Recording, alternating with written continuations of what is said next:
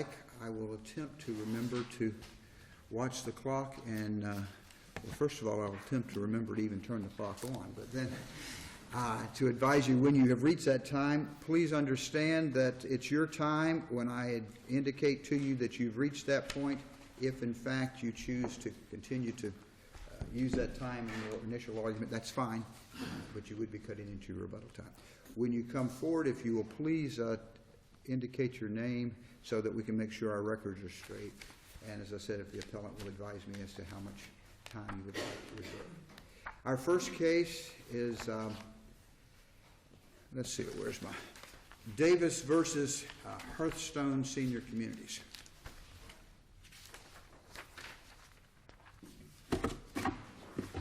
Good morning. Good morning. I'm Isaac Ruiz-Carus here on behalf of the estate of Kathleen and Sandy, the appellant. I'd like to reserve 5 minutes of my time for rebuttal, if I could. Thank you. Every time I argue a nursing home arbitration case to this court, I have a deja vu feeling. I've argued way too many and lost way too many. But this is a unique case, and that's why I asked for oral argument in this case. It's unique in that I've never had one in which all I have is the signature page. And I think this case really can begin and end with what defense counsel said, and it's in the appendix at tab 12 on page 36. He said, the content of the actual terms of the agreement in and of itself we do not have.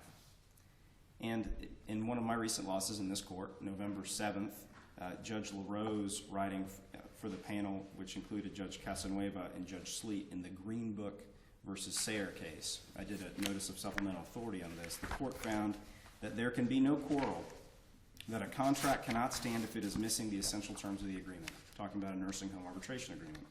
And it indicated what those essential terms are. The court said the essential terms of an arbitration agreement include the form and procedure for arbitration, the number of arbitrators, how the arbitrators are selected, or the issues to be decided in arbitration.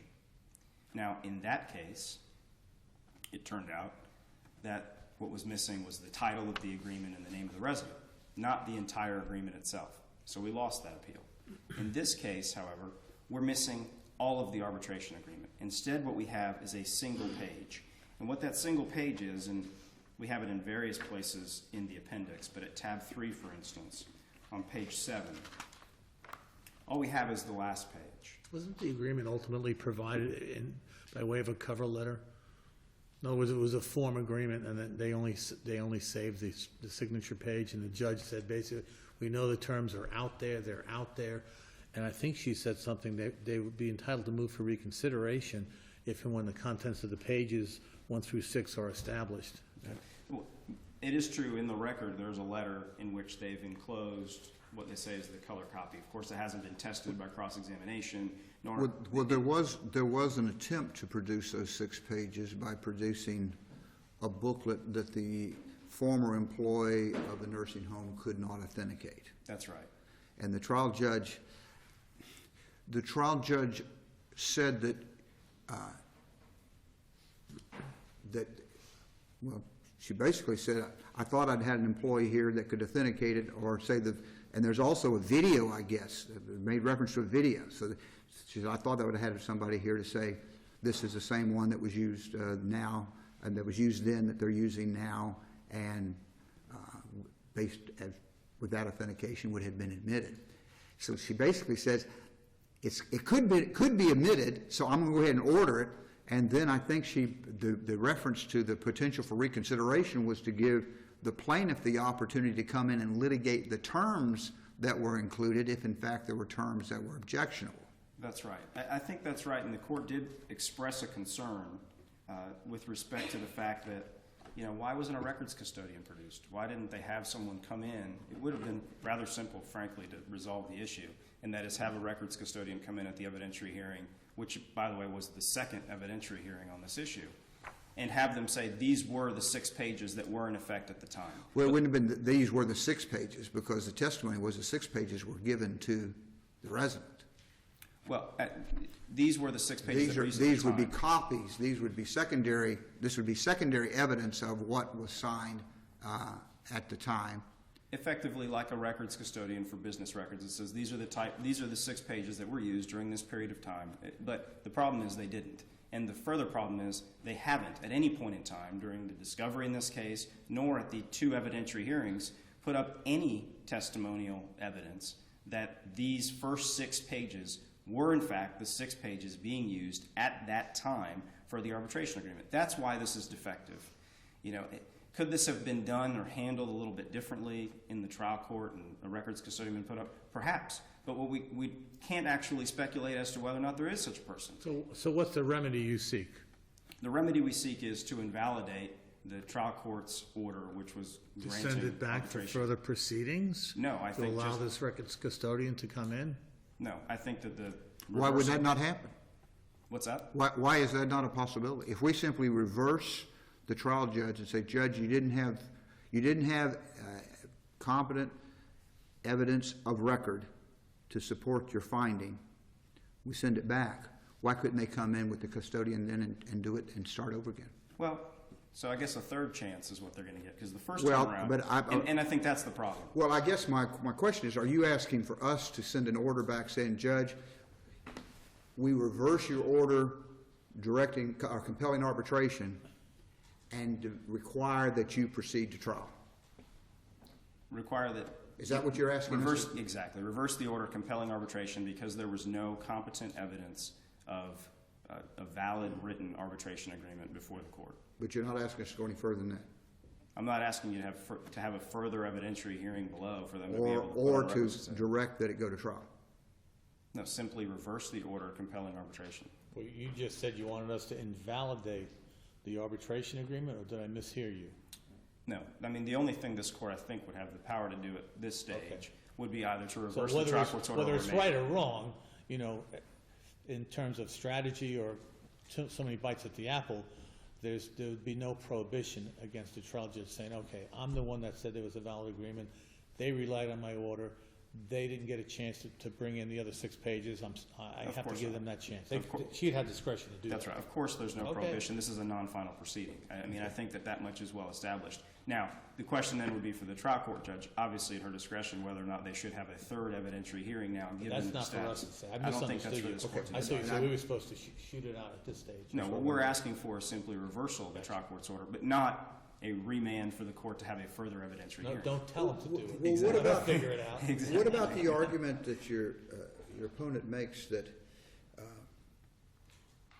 the rule says that if the parties don't specify these things, that the court will, and there's some case law that indicates that these terms can be, I think they call it fill the gap, that the court can fill the gap, because there was clear intent that there was going to be some arbitration.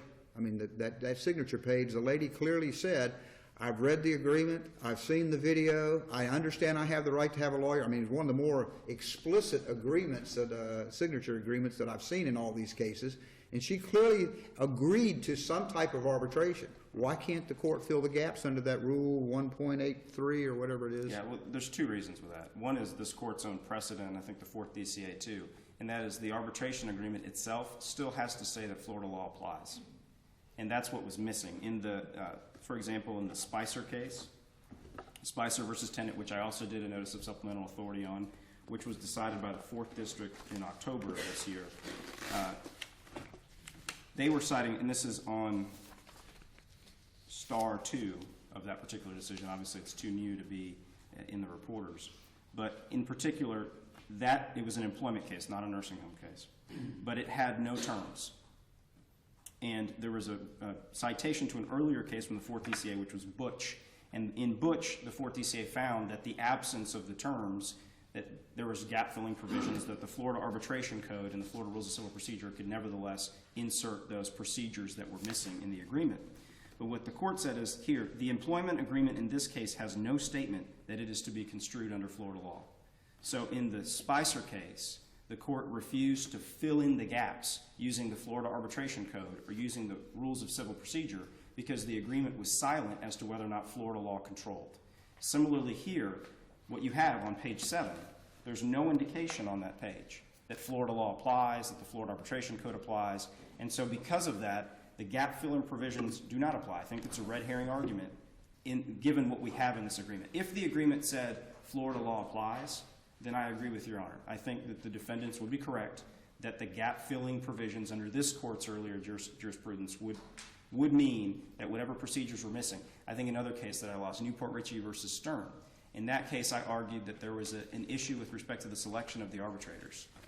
And because of an ambiguity in the contract with respect to that, it should fail. One at the trial court, this court found no, the Florida Arbitration Code can fill in the gaps and can allow for the selection of the arbitrator. It can fill in the gap as to the procedures, but not the substance. I mean, that's right. What issues are going to be arbitrated doesn't tell you.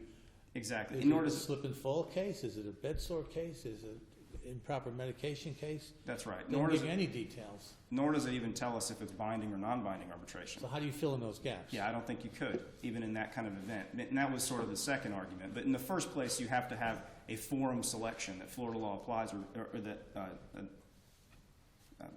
which law actually applies in this situation. But then secondarily, you got to look to see, well, do we still have the essential terms? And we don't. We don't have any essential terms in this agreement. So for those reasons, I think that given the status of how this case is now, and the fact that there were 2 evidentiary hearings, the fact that defense indicated that the actual terms of the agreement in and of itself we do not have, and given that the one page that is in evidence, that page clearly does not have any essential terms, we would ask that this court reverse the trial court's order compelling arbitration. Thank you, Your Honor. Thank you.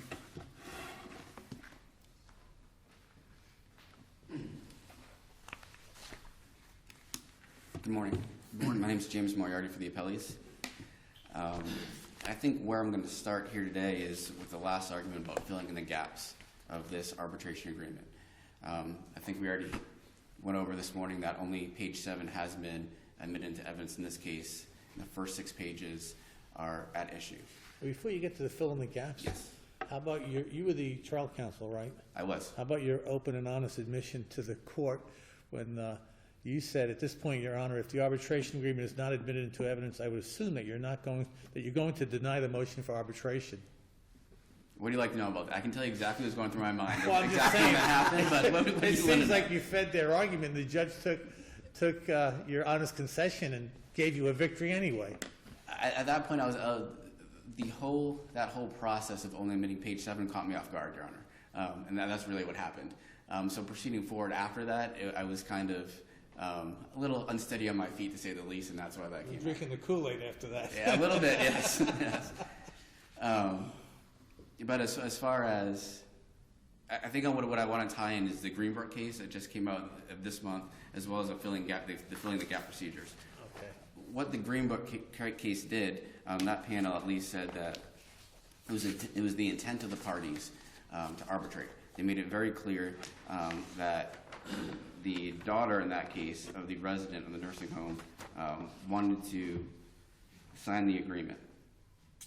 What we have here is on that 7th page, it makes it very clear as well that they want to arbitrate the cases. Now, what opposing counsel said about regarding Florida, that 7th page doesn't say Florida law applies. Well, in the state of Florida, it's a principle that for contracts, the doctrine of lex loci contractus states that in the absence of a specific contractual provision specifying governing law, the law of the state where it was entered into would apply. So here would be the state of Florida. That didn't save the day in the Spicer case. So if you're asking us to, you would be asking our panel to not follow what the 4th DCA did. I don't know if the Did you read the Spicer case? I did read the Spicer case. A little distinguishable in my mind. The fact that the Spicer case was an employment dispute that in the employment agreement referenced arbitration. What we have here is a specific contract for arbitration. And I think that's the difference between the 2 cases. So under this contract to arbitrate, because at least on the last page, it doesn't say that Florida law applies, because it was entered into in the state of Florida at Lakeland Hills Center. Florida law would apply, and by reference of that, Chapter 682, the Florida Arbitration Code would apply as well. But the rule that 1.83, is that the fill in the gap, the rule on arbitration that says that the court can fill in. Right. Help me with that one, because that is titled voluntary binding arbitration. Do we know that this was binding or non-binding by page 7? By page 7 alone, it doesn't state on that. Then how do we know that it falls under that rule then, and it would allow the courts to fill in the gaps? I think with that, you got to rely back upon the intent of the parties and the fact that, Well, what was the intent? From page 7, what was the intent? To have binding or non-binding? well, at the time when the We resident, don't know. From page 7, you can't tell what the intent was, binding or non-binding. from page 7 you cannot, but at the time that the resident, Miss Sandy, signed this arbitration agreement, we do have testimony from Chrissy Levesque that the whole arbitration booklet was provided to her, and she ripped out page 7. But on this record, from the whole arbitration book that she admitted, or they admitted that she received, but is not admitted, we can't tell from this record whether that booklet said binding or non-binding. From that page, no, but just like in Green Book, The judge specifically excluded the first 6 pages. So on our record, we don't have the benefit of those 6 pages to tell us that it was binding. Judge Masters, also said that the 6 pages were available to the parties. But she specifically denied the admissibility. So on our record, we do not have that ability to tell. In the Green Book matter, that panel compared the photocopy of the first 3 pages with the line stricken out compared to the one that was provided with a signed copy. But we don't have anything to compare it with. What they said at that time too is they didn't know whether or not what copy was provided to that daughter of that nursing home resident at that time. And they said, however, if it was the copy with the lines stricken out, she could have requested a clean copy. She could have not signed it. She could have rejected. But we know from her intent by signing it, she wanted to go forward with arbitration, which is the same thing we have here. We know by the intent, by the 7th page, they wanted to go forward with She wanted to go forward with the arbitration that was described in the 6 pages. But those 6 pages aren't in our record, so we don't know what she intended to go forward with. which is exactly what happened in the Green Book case. They don't know what happened. In Greenberg, you had some lines that were obliterated. But they don't know what they don't know what that specific person had at the time, the obliterated language or a But clean it copy. also said before she signed it, she had the opportunity to ask for that either the obliterated copy the original copy was not obliterated and became obliterated in the copying, or if she got an obliterated copy, she had the opportunity to ask questions, and she intended to go forward even though she maybe didn't understand. Right. We don't know what this particular signator was intending to go forward with, and have no way of even, as far as binding or not. We know that she got the booklet that Chrissy Levesque said they handed to her. We also know that Chrissy Levesque said that it appeared to be a true and correct copy, but she didn't memorize it word for word. So that's the best thing we had. But the trial court ruled that testimony was not sufficient to authenticate those 6 pages. Correct. So it's not a part of our record. Okay. I guess the problem I'm having is if the judge has to make a finding that there is a valid arbitration agreement before she enters that order, and if the cases say a valid arbitration agreement has got to have at least got to have certain terms, and that one case lists a series of terms, and we don't have any of that, how can we say the trial judge was not in error to make a decision without competent substantial evidence in the record to support that decision? Referring to the essential terms of the arbitration agreement. She made a finding there was a valid arbitration agreement. Right. But she admits she does not have the terms of that for her in her record. Why is not that admission an indication that she doesn't have the authority to go ahead and order the arbitration? What she found also as well is that those 6 pages were available to the parties. Well, what she basically said was, I think you could probably bring it in. Correct. And so therefore I'm going to go ahead and make a ruling now. And I'm not trying to be critical of Judge Masters because she's a good friend, but she basically said, I know I'm going to cut through, I'm going to get to the judicial economy of things. I know it can be done. I'm going to go ahead and rule, and y'all And if there's something else you want to argue about, go ahead and argue, bring it back in, I'll listen to it. But I'm going to go ahead and rule now, because I know it can happen. But we've got to look at a record and see whether there's a record that supports her knowing or knowing hunch or speculation or whatever it is. We've got to have a record, don't we? True. That's my problem. Right. Help me. I guess besides just the rule of civil procedure 1.830, besides that you have the Florida Arbitration Code that fills in the gaps as well. And they fill in a lot of different things as the number of arbitrators, how the arbitrators would get paid, when the award will be specified. Those are all procedural gaps, right? I mean, where's the you can't fill in the substance of an arbitration agreement. You gotta at least have the four corners or something to dump the terms in. I just don't see where you've got an arbitration agreement that the parties have some understanding what the expectations are and the substantive issues to be arbitrated. Regarding the issues, I guess what it is for that would be,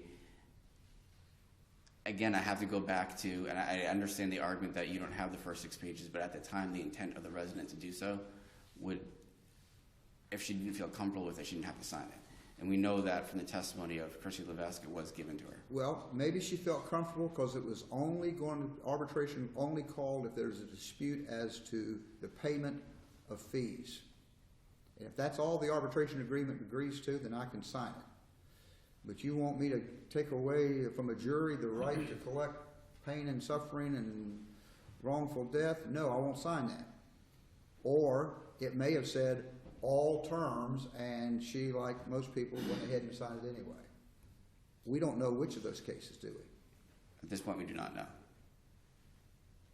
That's our problem. Okay. So what's your answer to rebut his answer as to what we were to do if there was a reversal or a remand? Well, I believe there was a reversal, then either the medical records custodian or somebody could come forward and provide that evidence that this was the booklet being provided. We know that for us to say? Is that an issue on appeal? Did anyone argue for that relief? no one argued for that relief, but I mean that was in the original order or the original holding. The personal The original representative. holding was that if when they got the 6 pages, there were terms that the plaintiff wanted to argue, and I'm assuming that would be going to limitations on punitive damages and limitations on non-economic damages, that they could come in and argue those. But it didn't say anything about further consideration. I mean, she basically just decided there were 6 pages, and those 6 pages, even though she didn't admit them, those 6 pages were what we're going to go on. The personal representative, Mr. Davies, Ms. Sandy was given the arbitration. Chrissy Levesque, their admissions coordinator, stated that she's Ms. Levesque signed. Ms. Sandy signed the 7th page and was given the booklet, and she remembered her receiving the booklet. Mr. Davies said he never received those pages from Ms. Sandy. Under the best evidence rule, what we would have would be that booklet that was used at the time. But statute says if the booklet is in the hands of the person against whom it's to be admitted, that you can use other authenticated evidence. Right, correct. And that's what we haven't had yet. That's where the medical records custodian could come in and say this was at the time in 2011, the arbitration booklet that was presented along with the video and so forth. Do you agree then that if we reverse, the order should simply say we reverse because there wasn't sufficient evidence and leave it at that, not go any further as to what should happen next? That would be fair. Okay. Thank you. Thank you both. Oh, I'm sorry, you want to? Rebuttal. He could waive it. I don't need any rebuttal. Very good, Are you sure? thank you. Good job, by the way. Let me just say, it is refreshing to have people who are, and I'm not saying this as an indication of anybody else's conduct, but your briefs were very candid. You've been very candid this morning, and we appreciate your candor. Thank you. That's not